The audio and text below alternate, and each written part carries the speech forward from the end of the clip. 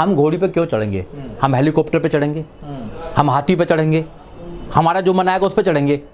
बताइए ना आप। इस देश में हम आज़ाद देश में रहते हैं, सारे अधिकार हमें जो अच्छा लगता है हम वो करेंगे, हमें जो अच्छा लगता है। ये कौन होते हैं रोकने वाले? अगर ये रोकते हैं तो एक क्रिमिनल एक्ट करते हैं, उसकी सजा होनी चाहिए। SC/ST प्रिवेंशन एट्रोसिटीज एक्ट 1989 में प्रोविजन है, उनको जेल जाना चाहिए। ये जेल तो पहुंचाते नहीं, उनको सजा तो देते नहीं है और बड़ी बड़ी बात करते हैं। यही कराते हैं, यही सब कुछ कराते हैं। वो मंदिर भेजना चाहते हैं, मैं स्कूल भेजना चाहता हूं। उनके जो लोग हैं धर्म पर बात करते हैं, हम संविधान पर बात करते हैं। वो भाग्य और भगवान पर बात करते हैं। हम जो करते हैं, हम हार्ड मेहनत पर काम करना चाहते हैं। हम कहते हैं कि आपके अधिकार यहाँ पर हैं, वो कहते हैं कि सब कुछ भगवान से मिलता है, हम कहते हैं सब कुछ संविधान से मिलता है। भगवान से सब कुछ नहीं मिलता, संविधान से सब कुछ मिलता है। ये लड़ाई जो है अम्बेडकरवादी मनोवादियों की लड़ाई है। वो इंसान को नफरत करते हैं, वो वर्गों में बांटने का काम करते हैं। संविधान जबकि वर्गों में नहीं बांटता, संविधान एक अलग व्यवस्था है। बाबा साहब डॉक्टर अम्बेडकर और बुद्ध का जो सिद्धांत है वो इंसान को इंसान समझने का काम करते हैं। तो उनकी लड़ाई और हमारी लड़ाई अलग अलग है, क्योंकि देश में जो रियल मुद्दे हैं उन पर बात ना हो, देश में जो एजुकेशन का मुद्दा है उस पर बात ना हो, देश में जो रोजगारी का मुद्दा उस पर बात ना हो, देश में जो लॉ एंड ऑर्डर का मुद्दा उस पर बात ना हो, देश में जो हजारों करोड़ों जो रुपया लूटा जा रहा है उसकी बात ना हो। जो अडानी जो हजारों करोड़ रुपया लूट कर इस देश में लूट रहा है आज की डेट में, और जो पहले लूट कर ले गए उन पर बात ना हो, तो रियल मुद्दों पर बात ना हो तो फेक मुद्दे बनाए जाए। क्योंकि 14 अक्टूबर 1956 को बाबा साहब डॉक्टर अम्बेडकर ने नागपुर में कहा था कि हिंदू जो धर्म है वो षड्यंत्र है एक प्रकार से, और करोड़ों लोगों के खिलाफ षड्यंत्र है। उस षड्यंत्र से जब तक तुम नहीं निकलोगे, जब तक तुम लोग पवित्र नहीं हो सकते, जब तक लोग तुम इस देश में अपना मुकाम नहीं बना सकते हैं। और जो लोग हिंदू धर्म से बाहर निकल आए हैं वो लोग आज देश के अंदर बड़े बड़ी पोस्टों पर हैं, बड़े बड़े अच्छे मुकामों पर हैं, और वो अपना जीवन अच्छी तरह जी रहे हैं। ये दोबारा षड्यंत्र में ले जाना चाहते हैं। लेकिन दुनिया का सबसे बड़ा संगठन बताया जाता है संघ, और उसकी जो शाखाएं हैं, जहां सड़क नहीं पहुंची है वहां शाखाएं लग रही है पूरे देश में। देखिए, बताने को तो कुछ भी बता लो। जो संगठन रजिस्टर्ड नहीं है, जिसकी कोई कैलकुलेशन नहीं है, जिसका कोई ब्यौरा नहीं है सरकार के पास में, वो दुनिया का सबसे बड़ा संगठन कैसे हो सकता है? नहीं हो सकता, पहली बात तो। और हम RSS को कोई संगठन मानने को तैयार नहीं है, पहली बात। दूसरी बात, RSS ना तो इस देश में प्रधानमंत्री है, RSS ना इस देश के अंदर कुछ है। RSS कुछ चंद लोगों का एक ऐसा ग्रुप है जो नफरत फैलाते हैं किसी एक जातीय धर्म के खिलाफ। तो ये नफरत फैलाने वाला एक ग्रुप है। जिस संगठन में देश की 75% जनसंख्या के खिलाफ नफरत फैलाई जाती है, वो संगठन राष्ट्रवादी बन रहा है। जिस संगठन के अंदर मुसलमानों के प्रति घृणा पहुंचाई जाती है, जिस संगठन में SC/ST के प्रति घृणा पहुंचाई जाती है, और 50% महिलाओं के प्रति घृणा पहुंचाई जाती है।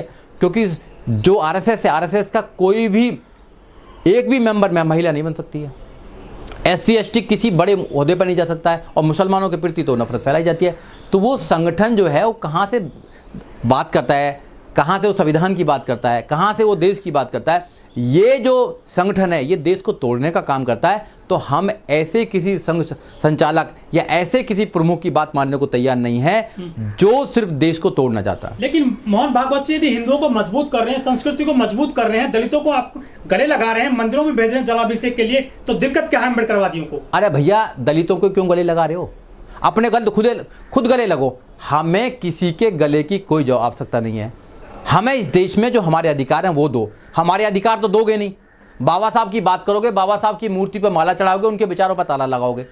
हमें आपके किसी भी हमदर्दी की जरूरत नहीं है। हम जानते हैं 3000 साल से आप हम पर कैसा जुल्म करते आए हो।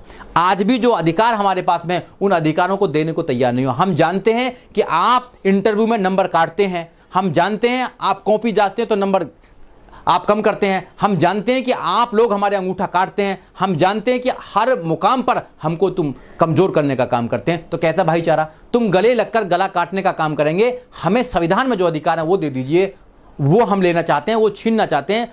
भारत का जो संविधान है, वो भारत का संविधान महिलाओं को फौज में भी भेजता है, पायलट भी बनवाता है, IAS भी बनाता है, PCS भी बनाता है, जज भी बनाता है, प्रधानमंत्री बनाता है, और इवन यहाँ तक कि दलित की बेटी को उत्तर प्रदेश की 4 बार मुख्यमंत्री बना सकता है। ये संविधान है।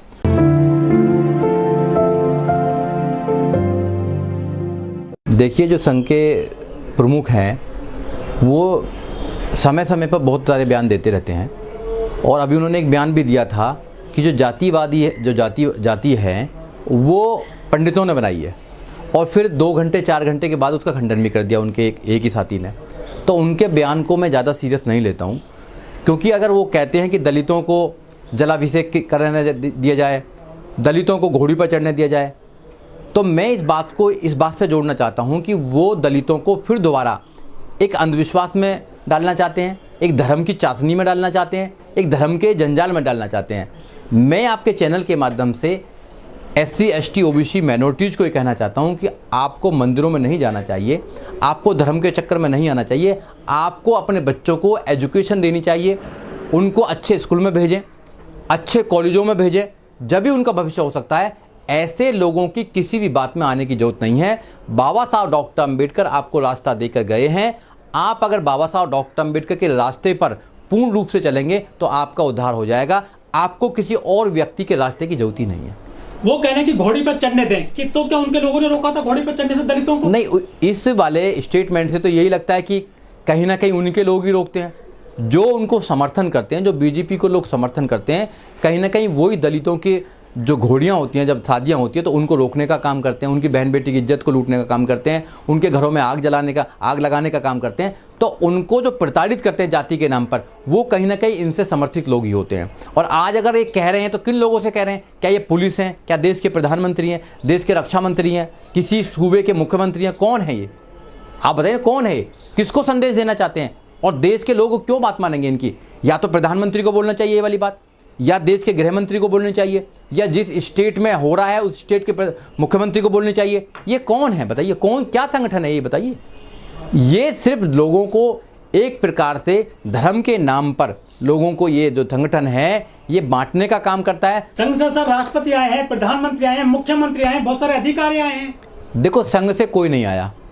संविधान में अगर ये प्रोविजन नहीं होता तो कभी भी कोई राष्ट्रपति नहीं बनता, कभी कोई प्रधानमंत्री नहीं बनता, कभी भी कोई जज नहीं बनता, कभी कोई IAS PCS डॉक्टर इंजीनियर नहीं बनता। ये जितने भी लोग आते हैं इस संविधान के माध्यम से आते हैं।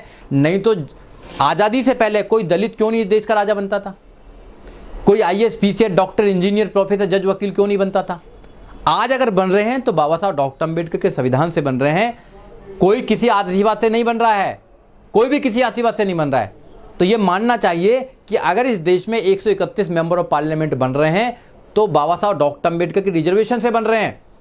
ये गलत फहमी है क्योंकि बीजेपी बना रही है, RSS बना रही है, नहीं बना रही है। अगर ये प्रोविजन नहीं होता तो एक व्यक्ति को भी प्रधान नहीं बनाते, एक व्यक्ति को भी मेंबर नहीं बनाते। ये प्रोविजन है संविधान के अंदर, ये प्रोविजन है कि आपको SC ST को रिजर्वेशन देना पड़ेगा। और रिजर्वेशन जो है वो संविधान में निहित है, और संविधान के माध्यम से वहां पर लोग बन रहे हैं, MP बन रहे हैं, MLA बन रहे हैं, और निगम पार्षद बन रहे हैं, और यहां तक भी राष्ट्रपति बन रहे हैं। मोहन भागवत को दलितों के प्रति इतनी चिंता क्यों हो रही है आखिर? अभी चिंता नहीं है भाई, चिंता नहीं है, ये सबकना चाहिए। चिंता नहीं है उन दलितों को जो अम्बेडकरवादी बनते जा रहे हैं, बुद्धवादी बनते जा रहे हैं, संविधानवादी बनते जा रहे हैं, उनको वो धर्मवादी बनाना चाहते हैं।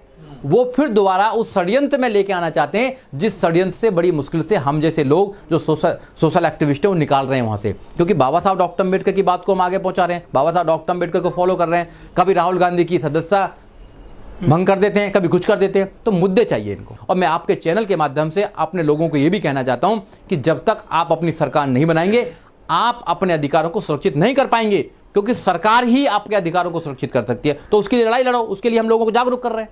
जो मोहन भागवतन का संगठन चलता है RSS, उसमें लड़कियों को शिक्षा दी जाती है आत्मरक्षा की, वो हथियार चला सकती हैं। सरस्वती शिशु मंदिर है, वहाँ बच्चों को शिक्षा दी जाती है, देश राष्ट्रवादिता की, राष्ट्रीयता की, उनको हथियार चलाना सिखाया जाता है, आत्मरक्षा के गुर सिखाए जाते हैं उनको। हिंदुओं को बचा रहे हैं वो सारे स्कूलों के जरिए। देखिए, उनका जो संगठन है वो महिलाओं को हथियार चलाना सिखा सकता है, वो महिलाओं को और कुछ सिखा सकता है, मगर महिलाओं को कभी भी वो सरसंचालक नहीं बना सकता, प्रमुख नहीं बना सकता। क्या आज तक कोई महिला प्रमुख बनी है? तो इस देश में संविधान ज़्यादा मजबूत है या ऐसे लोग ज़्यादा मजबूत हैं, या ऐसे लोगों का संगठन ज़्यादा मजबूत है? हमें जब जिस देश में डेमोक्रेसी है, जिस देश में संविधान है, जिस देश में चुनी हुई सरकार चल रही है, तो ऐसे छोटे मोटे संगठन की हमें बात नहीं करनी चाहिए। क्यों बात करनी चाहिए? क्या संगठन से देश चलता है या संविधान से देश चलता है? ये बताइए आप लोग। क्या देश में जो सरकारें हैं वो चुनी हुई सरकार है या किसी के आशीर्वाद से सरकार बनी है? तो यहाँ लोग हर 5 साल में अपनी सरकार चुनते हैं, और 5 साल चुनने के बाद में अगर वो सही काम नहीं करती तो फिर 5 साल में बदलने का काम भी करते हैं। उन पर एक एलिगेशन भी है, वो फ्रेम भी की गई हैं। वो चार्जशीट भी की गई हैं, केस अभी पेंडिंग है, देशद्रोह का केस लगा हुआ उन पे है, पेंडिंग केस है। महिलाओं को मजबूत कर रहे हैं संघ वाले। अब वो कितना मजबूत कर रहे हैं आपको पता है? जो आप संघ की बात करते हैं, अगर हिंदू धर्म को देखा जाए तो हिंदू धर्म में देवदासी है, हिंदू धर्म में प्रभुदासी है, हिंदू धर्म में जोगनी प्रथा है। जहाँ मंदिरों में जाता हो, जहाँ जो धर्म महिलाओं को सिर्फ एक ऐसी चीज़ समझता हो कि अपना एंटरटेन की चीज़ समझता हो, महिलाओं को कुछ नहीं देता हो। धन्य बाबा साहब डॉक्टर अम्बेडकर जो हिंदू कोड बिल दे के गए, धन्य बाबा साहब डॉक्टर अम्बेडकर जो संविधान दे के गए। इस देश में जो 50% महिलाएं, उनको तो कोई अधिकार ही नहीं था। बाबा साहब डॉक्टर अम्बेडकर ने सारे अधिकार दिए हैं। कौन से दल की बात कर रहे हो, कौन से संघ की बात कर रहे हो, किसकी बात कर रहे हो तुम? अरे बाबा साहब को पढ़ो, बाबा साहब ने सारे अधिकार दिए हैं। और आज भी बाबा साहब डॉक्टर अम्बेडकर का संविधान ही अधिकार दे रहा है, और कोई अधिकार नहीं दे रहा आपको। संविधान को निकाल दो, कुछ अधिकार नहीं आपके पास में। इनकी किताब तो कहती है ढोल गवार सूद पशु नारी सब ताड़न के अधिकारी। इनकी किताब तो ये कहती है, इनकी किताब तो क्या कहती है कि एक ही चीज, मतलब चीज मानते हैं। तो कुंती, जब मैं तो मानता नहीं इन चीज़ों को, ये तो मैथोलॉजी है, मगर फिर भी मैं एक आपको एग्जाम्पल देना चाहता हूँ कि भाई जो 5 पांडव होते हैं वो जीत के लेके आते हैं, युद्ध में जीत के लेके आते हैं ना उसके बाद अपनी वाइफ को। तो उसके बाद कुंती बिना बोगे बोलते बांट लो 5 में, और फिर 5 की पत्नी बन जाती है। ये है वहाँ पर महिला का। तो महिलाओं का अगर सम्मान किसी ने किया तो बाबा साहब डॉक्टर अम्बेडकर ने किया है, और आज भी अगर महिलाओं को सम्मान है तो because of the constitution of India. जिसको जिसकी पूजा करनी है, देखो उसमें तो मैं कुछ नहीं कहना चाहता, जिसको जिसकी करनी है करिए, अपना एक पर्सनल उसका माध्यम है, क्योंकि संविधान सबको आज़ादी देता है। मगर मेरा जैसे आदमी नहीं करता है, मेरा जैसे आदमी रक्षा करता है, पूजा नहीं करता है। अगर महिलाओं की रक्षा करने का अगर कोई काम होगा तो मैं करूँगा, बहन बेटियों की रक्षा करने का कोई काम होगा तो मैं करूँगा। मैं पूजा नहीं करता हूँ, पूजा पद्धति पर मैं विश्वास नहीं करता हूँ, क्योंकि पूजा जो है वो इंसान को गुलाम बनाने का रास्ता करती है। पूजा जब आप करते हो तो आप सवाल नहीं पैदा कर सकते, आप सवाल नहीं उठा सकते हो। तो हम फॉलोवर हैं, बाबा साहब डॉक्टर के फॉलोवर हैं, हम फॉलो करते हैं, हम संविधान को फॉलो करते हैं, हम कानून को फॉलो करते हैं, हम उन अच्छी चीज़ों को फॉलो करते हैं जो देश में एक अच्छा मुकाम बना सकती हैं, जो देश को अच्छा कर सकती हैं। तो करने दीजिए पूजा। उन्नाव का जो केस है, उन्नाव का केस में कौन था? बीजेपी का नेता था नहीं था? आप बिहार में हुआ, बिहार में बीजेपी का नेता था। कितने लोग बीजेपी के हैं जो आज भी महिलाओं का शोषण करते हैं, और कितने केस चल रहे हैं। भाई आसाराम बापू कौन था? आसाराम बापू तो एक बाबा था ना, और प्रधानमंत्री जाते थे, नरेंद्र मोदी जाते थे वहाँ पे, जाते थे नहीं? वहाँ पे आडवाणी जाते थे, वाजपेयी जाते थे, सारे बड़े बड़े नेता बीजेपी के जाते थे। बाद में क्यों जेल में पड़े हुए हैं वो? उसके राम रहीम भी बाबा थे, उनको क्या वो भी जेल में पड़े हुए हैं? बहुत सारे बाबा जेल में पड़े हुए हैं। तो इसलिए जो बाबा कल्चर है ये गलत है। ये सरकार इनको आगे बढ़ाने का काम करती है, अंधविश्वास बढ़ाने का काम करती है। अंधविश्वास किसी भी प्रकार का इस देश में नहीं होना चाहिए, उस पर लगाम लगनी चाहिए और जेल में जानी चाहिए।